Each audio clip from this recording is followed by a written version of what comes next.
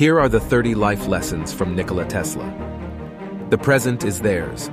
The future, for which I really worked, is mine. The day science begins to study non-physical phenomena, it will make more progress in one decade than in all the previous centuries of its existence.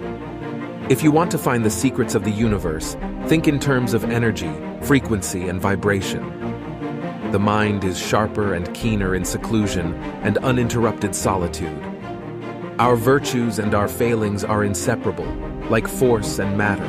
When they separate, man is no more.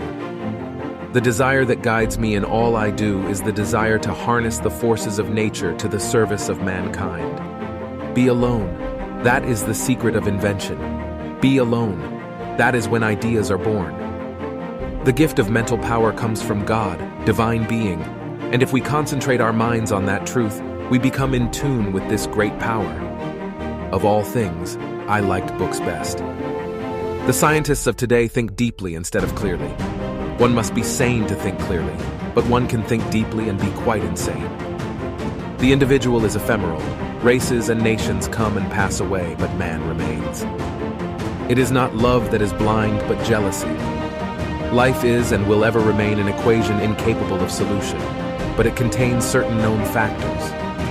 The day when we shall know exactly what electricity is will chronicle an event probably greater, more important than any other recorded in the history of the human race. The present is theirs.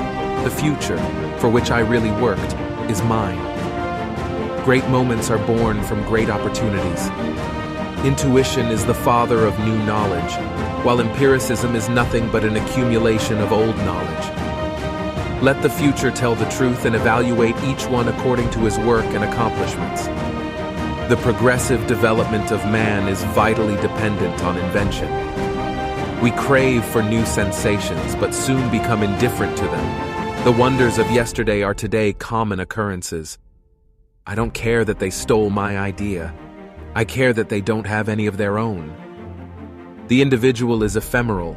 Races and nations come and pass away, but man remains.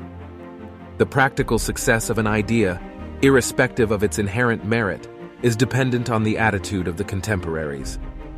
The human being is a self-propelled automaton entirely under the control of external influences.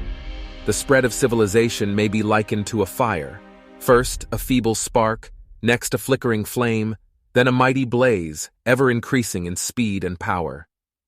What we now want is closer contact and better understanding between individuals and communities all over the earth, and the elimination of egoism and pride, which is always prone to plunge the world into primeval barbarism and strife. The influences that shape our destinies are very subtle.